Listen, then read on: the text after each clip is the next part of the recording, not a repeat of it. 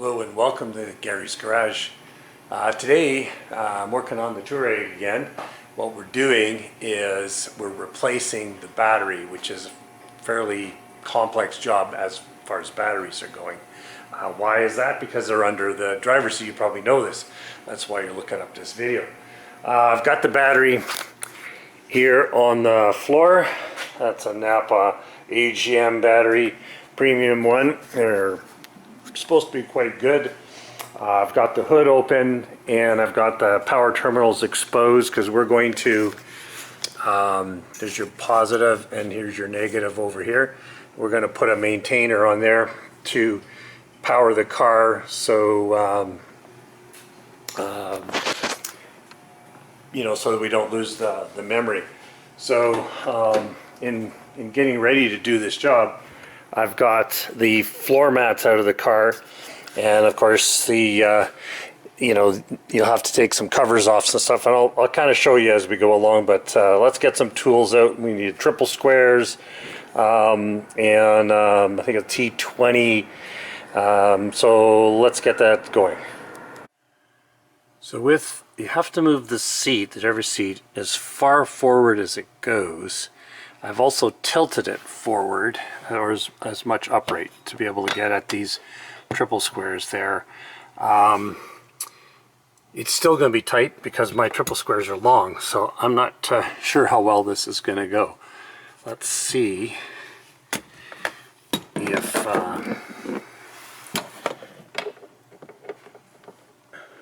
as I thought, the angle isn't quite right. I might have to remove the plastic trim piece, but let me work on this and I'll bring you back. Well, guess what I just figured out? A little late, but if you raise the seat up, you can then get the tool in without any difficulty to tighten up these triple squares. So I didn't need to do it the way I did it with the half-inch drive triple square. Didn't really need that. That's crazy. Never thought of it. I'm gonna put a little note at the beginning to make sure that everyone knows to take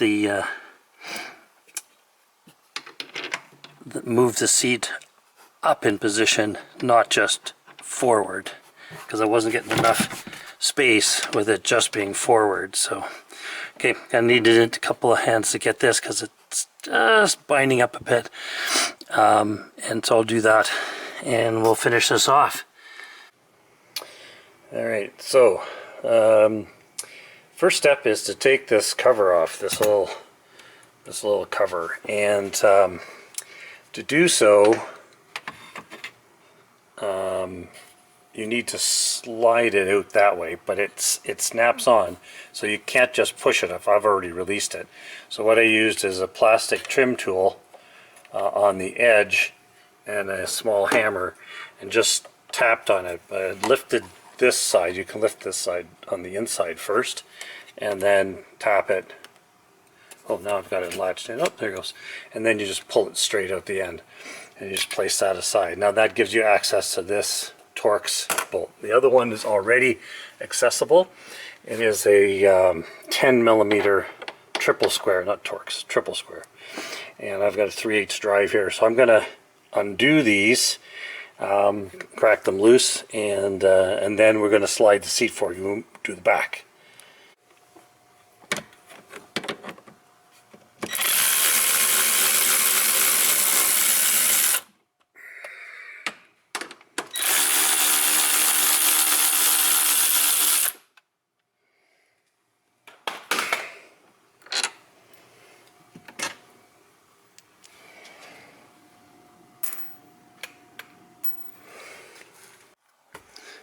One thing you do need with these jobs, these cars, is a lot of patience. You know, they can get you pretty frustrated. Anyway, so we want to slide the seat back, and then with all the bolts out, I can just tip it back up. So now it's tipped up, and you can see the stuff we got to do. So let's get this T20 and remove that. I'm hoping we can do this without removing the cable to the seat, because that includes, I believe that includes an airbag circuit. Airbag circuits require disconnecting the battery first before you open them, because you don't want to cause it to accidentally deploy. Anyway, and this is a good opportunity to do a little bit more detailed vacuuming around, so I'm going to also do that at some point. So stand by. Alright, so there's the T20. Sorry for a bad camera work.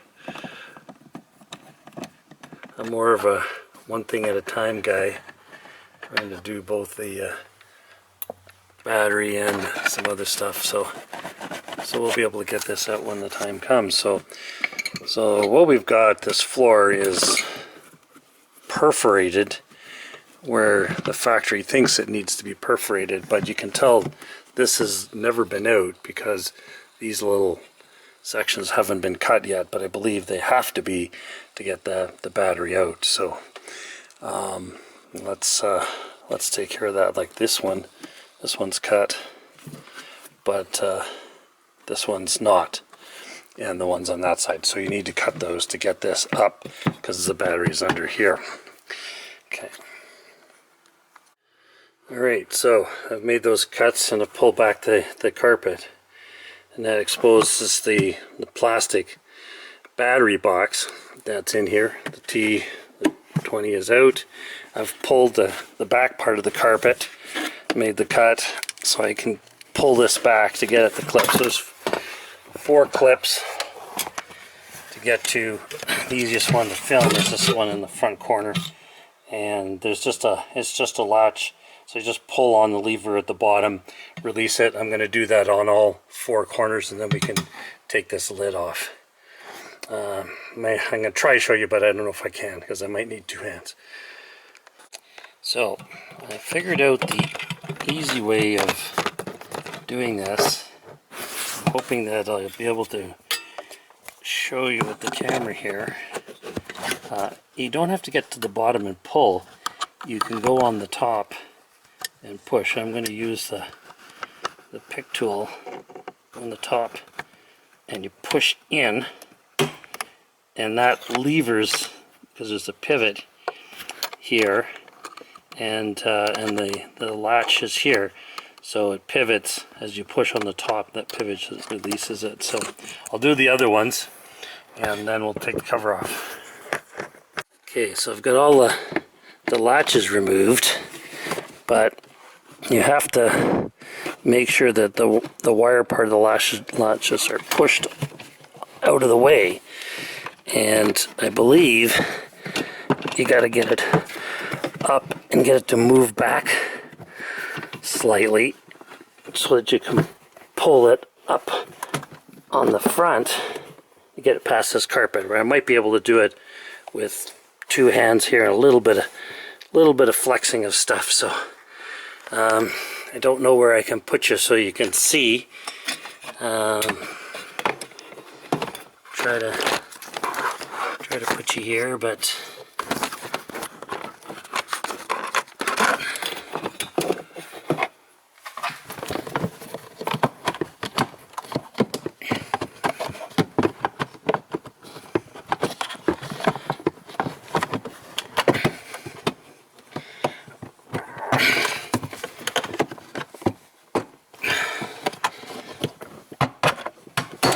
oh, that's tight.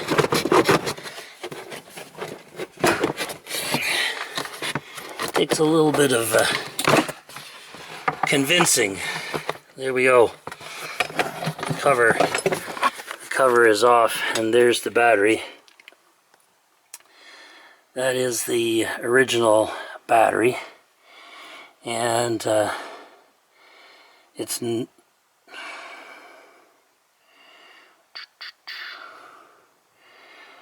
it doesn't say. It says lead, but it doesn't specify whether it's AGM or not. 850 amps. I got the right one.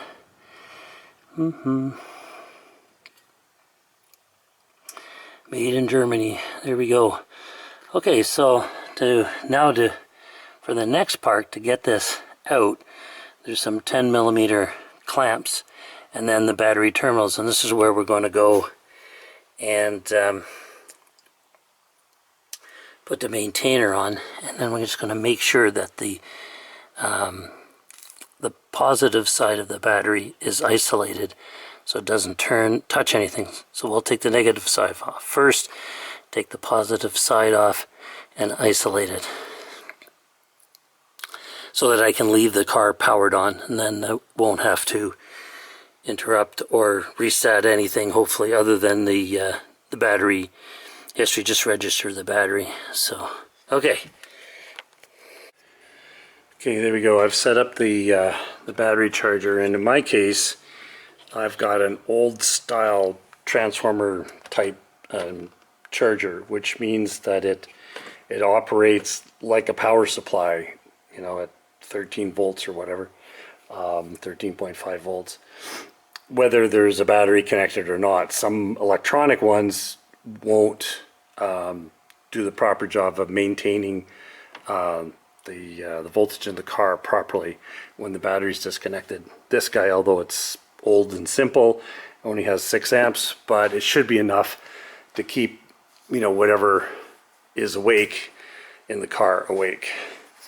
And the interior lights are timed out and stuff like that, so there really isn't any draw. But if you interrupt the power, then it'll start drawing power again. So okay, so now that's done, I'm going to work on the next step, is unbolt the battery. You need a 10 millimeter to get the terminals off, and a 10 millimeter for the taking the tie downs off. So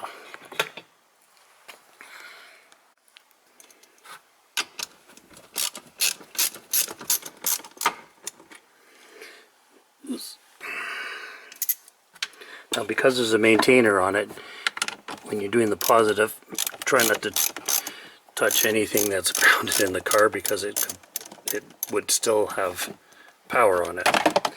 Okay, let's pull. Should be loose enough now to pull this off. And you'll notice that it's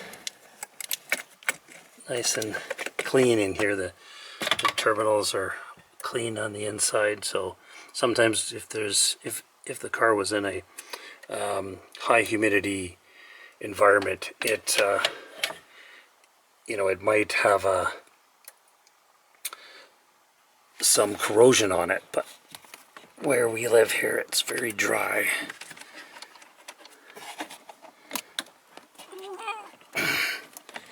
Little wiggle, wiggle, wiggle. And there we go. And I'm just gonna wrap that or tape that so that it can't touch anything. I can hear the car clicking away here, so I wonder if it's not happy with the power supply that I'm giving it. So, but anyway, we'll keep on. I'm gonna undo these mounts, and we'll pull this battery out and put the new one in. Okay, so I've put a small parts bag over the positive terminal, and I've loosened up these tie downs. So here is the battery holding clamp. So, and then over here there's this bracket in the corner, and I guess it comes straight up. I don't know, there's something more to this. Doesn't seem to want to come up. There's also a vent. Maybe that was in the way, or the cable's in the way. I'm not sure, probably the cable is in the way. There we go. So that just straight up and down in there, and just the cable needed to be moved. Another part. So now the battery should be loose. Yep. So now this is the strong arm part, where we just need to pull it straight up and out. And I'm not too sure I can film this, but I'm just going to do it, and you guys could just close your eyes and imagine me doing it. Well, there's the battery out, and it's beside the other one, And you can see my replacement that I've purchased is smaller than the one I took out. That is a monstrous battery. The ratings are almost identical. This is 110 amp hour, this is a 92 amp hour, so this is where it's not up to snuff. This is 850, which is your cold cranking. This is also 850. They're both AGMs, and so this is like warranted for 6 years, replacement warranty for 6 years. So I think we're just going to go ahead and put it in. It will clamp in, and there'll be a little bit more room, I think, to put this in. I'm going to leave the caps on until it's in. So this is another strong arm job that you won't be able to see, but again, close your eyes and imagine. Okay, I've got it in. I want to point out a couple of things, if I can, before I go and clamp this down, is that on the front there's a little catch here, and that there's a knob or an edge on the battery that has to go in there, and there's another one of those on the back side down there. So the battery has to be pushed all the way there and all the way forward. So make sure your cables and vent line is out of the way, and then push the battery forward and all the way to the center of the car, and then put your tie downs on. I've got the battery in position, and I've put this corner bracket in, and I've put the screw in, although I haven't tightened it. And now I'm going to take the tie down bracket, slide this around the wide point facing towards the battery. It's going to be a little tricky to get at, but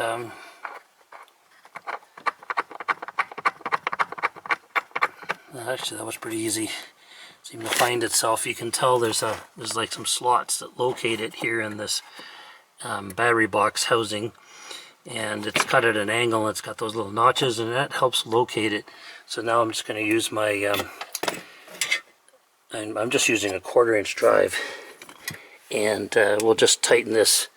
We're just going to tighten everything up, and then we'll reconnect it. I've also installed the vent. So in these cars, in these batteries, there's a vent, and it's usually one at each end, and then the one that's not being used is supposed to be plugged. So in this case, there's a vent there, but there's a hole on the other side, but no plug. So, and the plug on this car is one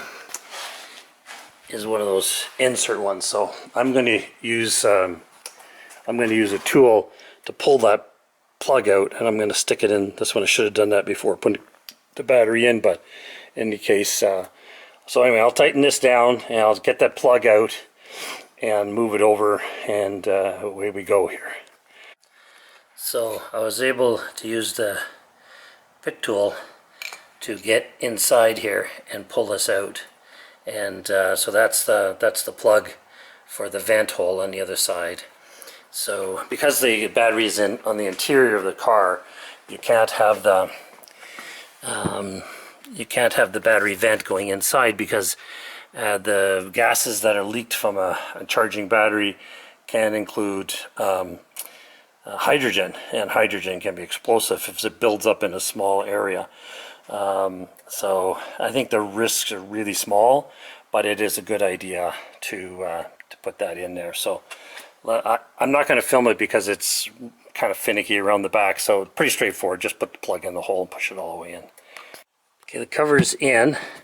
One of the things is that there's some body metal here, structural, and you have to make sure that you push the cover back far enough so the front part clears. When I first put it in, it was on top of this, so I had to make sure that I had it up in the back and pushed it back, and then it went down. I've got all the latches in, and although I can get my hands in the other ones, I can't really get my hands in this one for whatever reason, and so I'm gonna have to use a tool to push this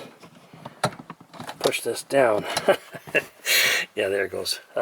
Anyway, 2 hands on that job. So all right, so with the cover back in, we're ready to start buttoning this up. So I'm going to start by working on this back carpet to get it underneath the HVAC or heater duct. Oh my god. Sorry, just put this down for a second here. There we go. And then the front part, we can just fold this back, and I made a cut. There's a natural place for it, and you can go around the seat cable. I've never had to take the seat out, so now I can put that T20 back in. You don't have to see that. I'm just going to do that, and then we'll put the seat back in. So it's a good time maybe to point out these locating pins here on the seat rails. There's one on each side, and where there's the threaded hole where the triple square bolt goes, and right in front of it there's a hole for this locating pin. So when you're putting the seat in, get the locating pin in the hole first, and then work on getting the bolts in. So that's the key. But I'm going to just run the vacuum over this first before I do the next step. Alright, so I did a little quick cleanup. So now it's time to tip the seat down, and we're going to work on getting the line. Oh, did you hear that? That's the sound of the pins getting into the back. So we can do a couple of things. We can take one of our triple squares and run it in the front here. I think I might just do that, and then that way the seat is in position, and then I'm going to go to the back and do the ones in the back, and then I'll finish the other one on the. Now I don't want to tighten this down, but I want it low enough so it doesn't interfere when I slide the seat all the way forward, because that's what I need to do. Having a little bit of wiggle room should help the bolts line up and go in. There we go.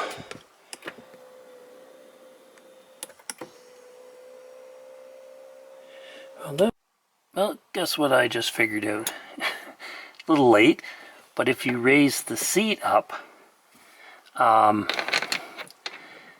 you can then get the tool in without any difficulty, just being forward. So, okay, I needed a couple of hands to get this because it's just binding up a bit, and so I'll do that, and we'll finish this off.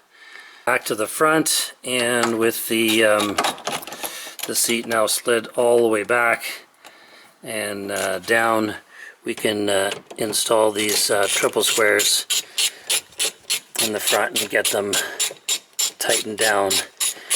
Someone might be thinking, well, what's the torque setting for these? And I could probably look it up, but honestly, if it's German Guten Diet, it should be just fine. Just give her a good snug. Just think of the size of the threads. I think it's an M10, so it can take probably up to 50 foot-pounds, but you don't really need it that tight, as long as it doesn't unscrew. There's lots of threads in there. You should be fine. And then we're going to put this cap back on. So let me give those a pull, and then we'll put the cap on. There, with my 3/8 drive ratchet, I could probably pull about 30 pounds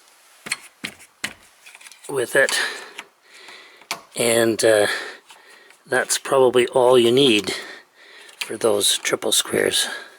So I think we got this on. It was reluctant to come off before. There it goes. Snap, snap. Snap on one side, on the outside, snap going this way, and then snap on the inside, and that is back on. So I'm just going to put the floor mat back in, and then we just got to reset the or register, I think you call it, or just reset the battery in the ECU. Well, it's all done. So all I really needed to do with the tool is just manually enter the amp hour hours and tell them it's a new battery. And I just put 1, 2, 3, 4, 5, 6, 7, 8, 9, 0 for the serial number, and that's it. So now it knows there's a new battery, and it knows what the rating is for the battery so that it can manage it. So the program can manage it. So we're all good to go. This car runs, charges, everything's good. So I hope this video was helpful. Thanks for watching Gary's Garage. I do appreciate any comments you may have.